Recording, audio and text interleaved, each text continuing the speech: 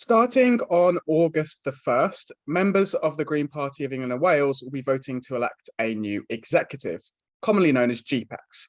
Now, members of GPEx are elected to specific portfolios, but also share general responsibilities for the day-to-day management of the party.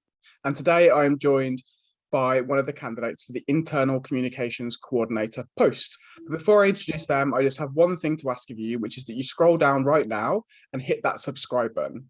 It means that you won't miss out on all the other interviews we're putting out with the other candidates, and you won't miss any of the videos we're putting out in the coming weeks and months. So without further ado, I'm absolutely delighted today to be joined by David Farbey. David, how are you doing? I'm fine, thank you, Chris. Thank you very much for inviting me. Brilliant. Well, I will set you off with hopefully quite an easy question, which is, how do you think you can improve the way the Green Party engages its membership?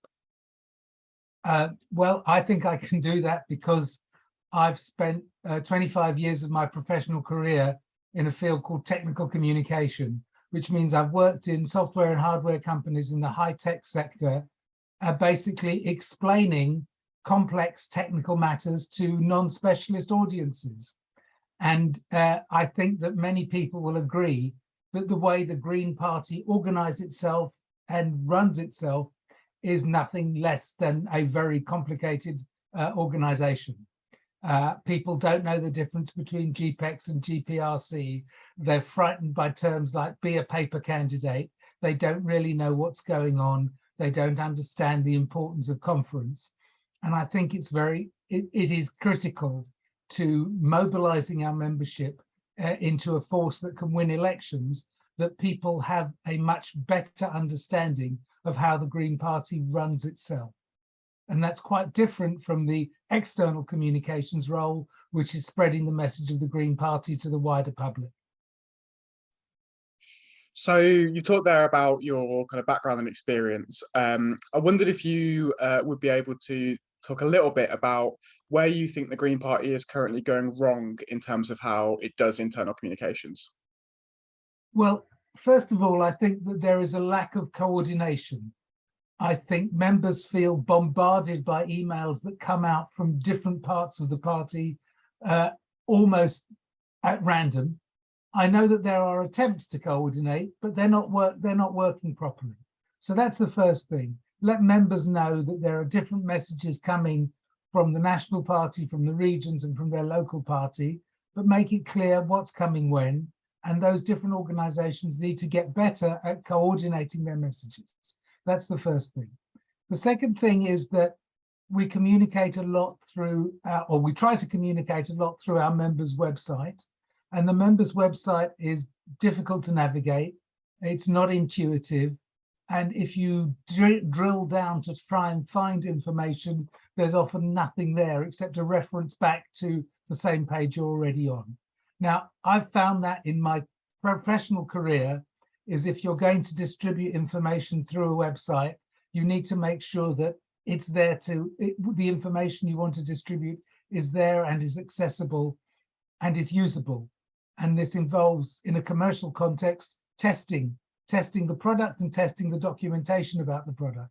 Now, we know the Green Party works, but the documentation about the Green Party is missing in many, many cases.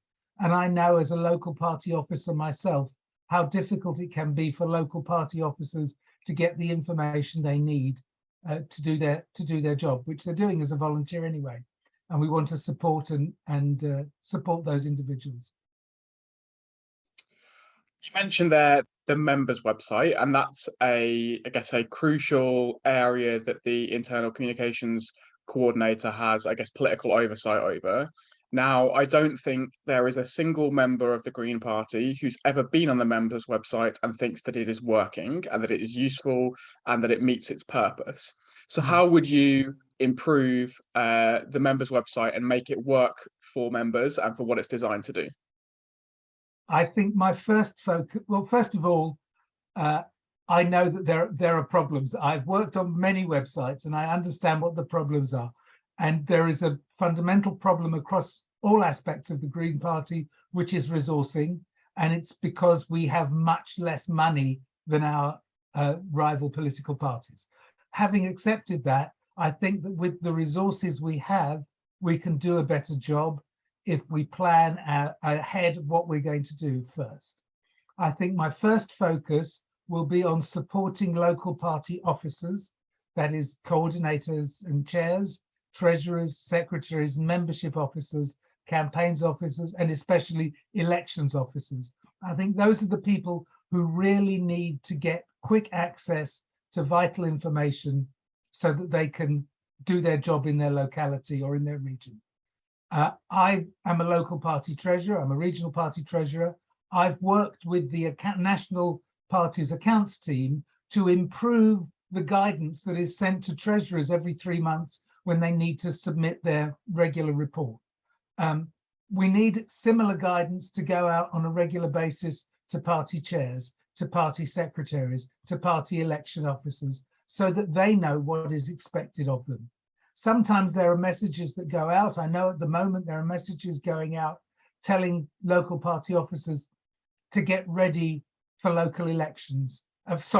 Get ready for a possible general election. We've just had local elections in London. That's probably why it's on my mind. So to get ready for general elections, on choosing candidates and so on.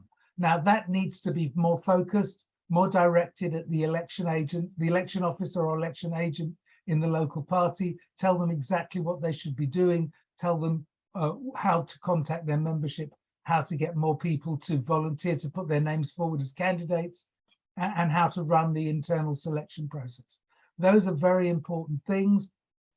First of all, we need to be ready for a general election. And second of all, we need to make sure that as many members as possible are engaged in that sort of activity so that they know who their candidate is. And if there is an election, and if there is going to be a local campaign, which is not always the case in a general election, but if there is going to be some campaigning, that they know what's expected of them. And if it's only going to be a candidate in name and there's not going to be campaigning, to explain that as well and the reasoning behind that. And I think we're doing that to an extent. We need to get better at it. We need to do it more consistently. And I think one of the problems seems to me is just as there's little coordination between the national party, the regions and the local parties, there seems to be sometimes that there's not enough coordination and cooperation between different function holders at the national party level. So I think part of the role of the internal communications coordinator is to encourage people to talk to each other, whether that's as individuals or as different bodies, so that everybody knows what everybody else is trying to do and that we work better as a team. I think working cooperatively and collaboratively is a distinguishing feature of the Green Party, and we need to put it into practice at every possible opportunity.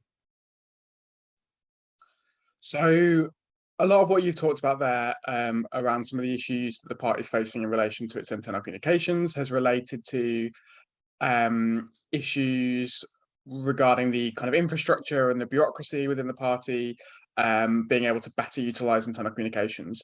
Now, I guess a lot of people watching this will think that a core purpose of internal communications for a membership organization and crucially for a political party is volunteer mobilization and activist mobilization for the purpose of, delivering the electoral success that we want to see.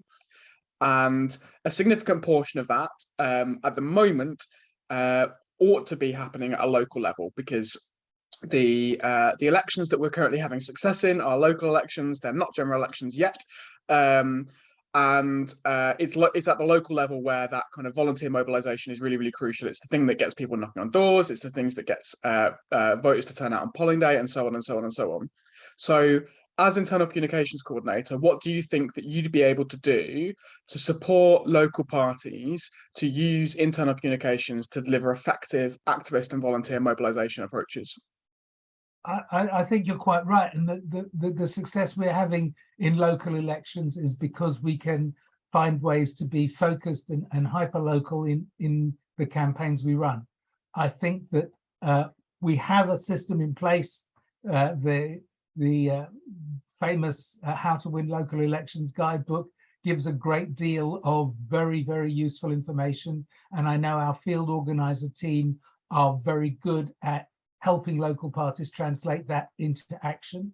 But I think that, like the website, that sort of information should be a living document. It's great that it's printed and people can take it away and read it, but things are constantly changing. And for example, a lot of what it says in that book, it might be useful in a large rural district council election, but is much less useful in an urban inner city election. The way the housing density, the prevalence of blocks of flats with locked doors, all these things are different in London or in Birmingham or in Manchester, rather than in say, rural Norfolk. And we have to make sure that we've got enough information and it's shared well and easy to find, so that all volunteers in all areas can find information and support that's relevant to them. And having good information supports the work of our field teams and our local parties to make sure that people understand what the best practice is and how they can go about their job. A lot of information exists, a lot of knowledge exists within the party, and a lot of people are willing to share that knowledge. And I think the internal communications coordinator needs to help facilitate that knowledge sharing and that experience sharing across all parts of the party.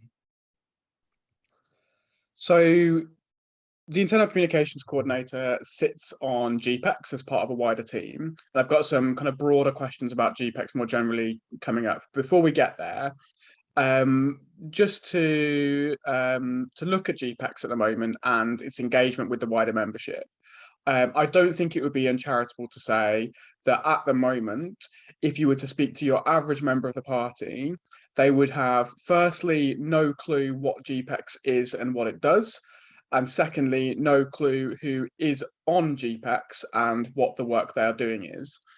And there'll be some people, and you can see that in a number of different ways. You can see that from the fact that, GPEx turnout in GPEx elections is unbelievably low.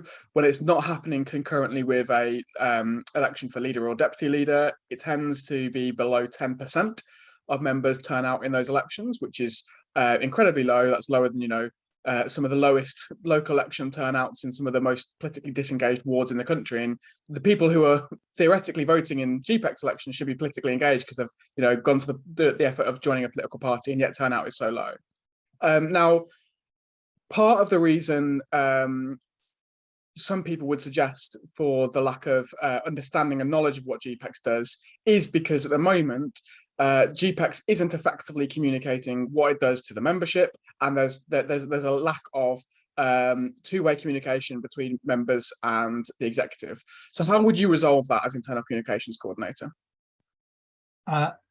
First of all, I agree. I think GPEx seems to be hidden behind some sort of veil. And I think that there's possibly a misunderstanding amongst the current makeup of GPEx of what confidential matters are and what private matters are and what matters need to be shared with the membership. I would urge, if I'm elected, I will urge GPEx to make everything possible public as soon as possible, both in aim of allowing members to know when meetings are taking place and to be able to attend, especially if it's, on Zoom, that other members can attend as observers. I do understand that certain matters must be confidential, but that should be the minority of matters, things about staff conditions or commercial contracts that to an extent must be kept confidential, but that should be, most of the work of GPEx should be more open and should be clearer. And if you're sitting on GPEx and you've got an opinion on something, you shouldn't be afraid that other members will know what your opinion is. That's, first of all, we need to have a culture of openness, except when we can't have it. That is to say, when the closed nature should be the exception, not the rule. And if you look at local authorities, you look at school governor boards, you look at all sorts of public authorities, they are all open, except when they're dealing with confidential matters. So the openness has to be the default position. I think minutes of meetings should be published, recordings of meetings should be made and published. GPEx should explain itself, why it is considering something, why it has made a decision, what is the purpose of this. And then when GPEx does something and gets a result, then they have to share that result as well. I'm a bit frustrated by the fact that the recent reported to Equality, Diversity and Inclusion has not been shared with the wider membership. An executive summary has been shared, but in my opinion, it's too vague to understand what the major findings were or what the major recommendations were. And I think that's wrong. I think we need to know. I think these things need to be shared. And that's just an example. And I know that there are, when these reports take place, there are some matters that people might consider confidential. And of course, I respect that. But in general, there needs to be much more openness. So I said I was going to move on to questions around the kind of broader function of GPEx, which I'll do now. So for people watching who aren't aware, the responsibilities of GPEx cover things like the financial management of the party, reputation, day-to-day management, organizational management, and so on. Now, that means that each individual GPEx member, while they do have their own role, they also share joint responsibility for all of those things collectively. So what I wanted to put to you, David, was just to ask what you think the biggest challenge facing the Green Party right now is. Resources. that's where I was talking to a relatively new member who'd done some research recently on the size of the budgets of political parties in Britain. And he was absolutely shocked that our budget overall turnover was under £3 million a year. And now £3 million sounds like a heck of a lot, but it's a 10th of the Lib Dems and it's a 20th of the Labour Party. These parties have much greater resources, not to mention the Conservatives with their big industrial donors.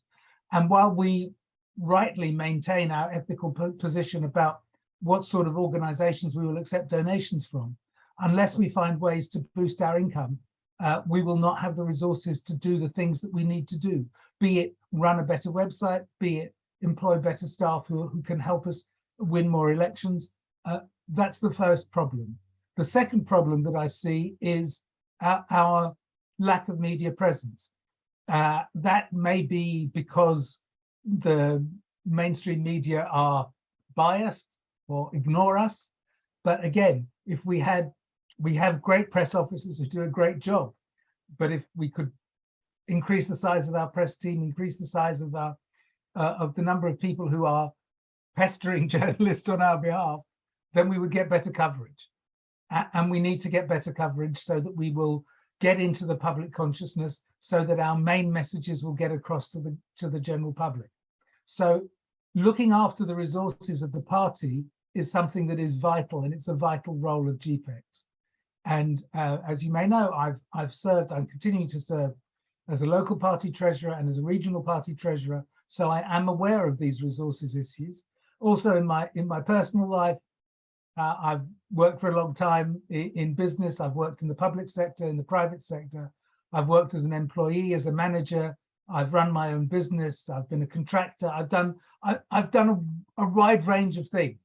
And therefore, I think that from my general experience, I will be able to help and contribute to the work of GPEx in general.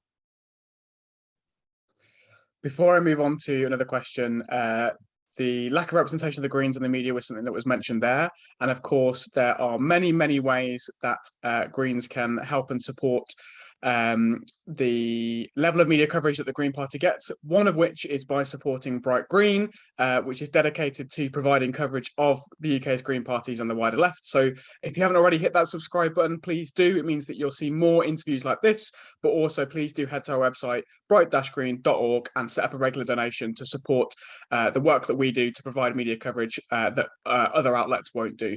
Now, my final serious question for you before I move on to my sort of flippant finisher is around diversity and discrimination in the party. So this is an issue that has been quite prominent within the Green Party over the last couple of years, around discrimination within the party, and also issues of diversity.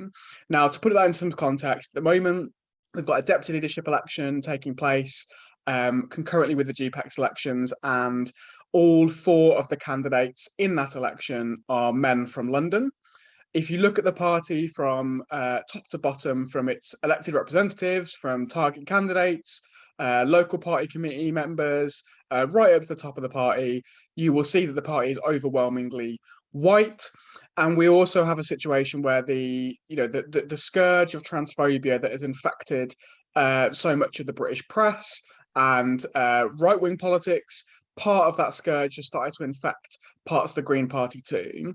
So as a member of GPEx, how would you tackle the issues of diversity and discrimination within the party? It's a very serious problem, and I completely agree that the party is predominantly white. However, I think that is beginning to change, and I look around London and I'm beginning to see more members of colour. I know that there are liberation groups, Greens of Colour and LGBTQIA Greens, who are at the forefront of fighting discrimination and increasing diversity in the party. And I would want GPEx to support the work of those bodies. You mentioned transphobia, which in my mind is completely, it's a right-wing deliberate trap that unfortunately some people have fallen into. I think that we are not perfect, but not awful at promoting women. If you look at our members of Parliament, members of the House of Lords, members of the London Assembly, our leadership team, our staff team, I think women are well represented there. I can't speak about the local level. I know that at the London regional level, we try as much as we can to encourage more women members to come forward, and I hope that they will come forward this autumn when we have our annual officer elections for the London region. Similarly, I would like to see more members of colour coming forward and taking on roles. I would hope that at all levels of the party we can be welcoming and supportive and listening. And it's not in a patronising way and not saying we will listen to you, but accepting and listening to people and their stories and where they are and what they want to do with the party. And I think that most members of the party would be very happy to see better representation and better diversity. But we have to fight the fights we can, and we have to use the resources that we have when it comes to people. And if when you open an election to all members, and if out of 50,000 members of the party, the 4 people who put themselves forward to be deputy leader are all men, then it's a shame they're not women there, but that's what we've got. And in terms of choosing the best candidate from those, the best person from those candidates, we must accept that that's what we've got this time around, and hopefully in the future more women will feel comfortable stepping forward and putting themselves forward for national office as well. So my final question for you is the one that I put to everyone, and it is, who in the Green Party inspires you the most? Wow. A lot of people inspire me in the Green Party. I have to say that when I first joined, it was Sean Berry at the time of the previous London election, who came and spoke at our local party, and I was extremely impressed by her. And since then, I've had the honour of working with her quite closely in the 2021 mayoral election. And since then, I think she's a great representative for the party. I'm sorry that she's no longer one of our co-leaders, but I understand that situation. And I've met Carla Denyer and Adrian Ramsey, and I'm very pleased that they are our current leaders, and I'm very supportive of them. There are people in the Green Party's got a lot of talent and a lot of inspirational people, and I'm very happy to be part of it. Thank you so much for joining me, David. Where can people find out more about your campaign? Okay, now I have got a Facebook page called David Farbey for GPEx, and I'm on Twitter, DFARB, DFARB, and there's a David Farbey for GPEx@gmail.com as well. And I've been told that those details will be published when election details go out to the wider membership. And if people have got questions or they want to speak to me, I'd be happy to answer any questions they have. I've taken part in hustings, various places, and I believe I'm being invited to more hustings in the near future as well. So if if I'm elected, I will do my best to improve internal communications in order to move the Green Party forward even further and faster than it's moving at the moment. Perfect. Thank you so much, David. And thank you to everyone for watching. I just have a few final things to say before I let you all leave. The first of them is, if you've enjoyed this video, if you found it useful, interesting, engaging, if you're a member of the Green Party and you think that it's informed how you may vote, then please do hit that subscribe button. It means that you won't miss out on the other interviews, which I'm sure you will find just as informative, engaging, and interesting too. The second thing to let you know is that Bright Green does not have the support or backing of billionaires and big business. We rely solely on the kind and generous donations and support of people just like you.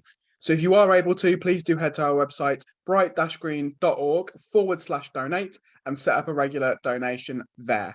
And finally, I'm sure there's plenty in this interview that you've agreed with. There may well be some things that you've disagreed with. Whatever your thoughts, let us know in the comments down below and keep the conversation going there. So that's all from me. Thank you all so much for watching, and I will see you very, very soon.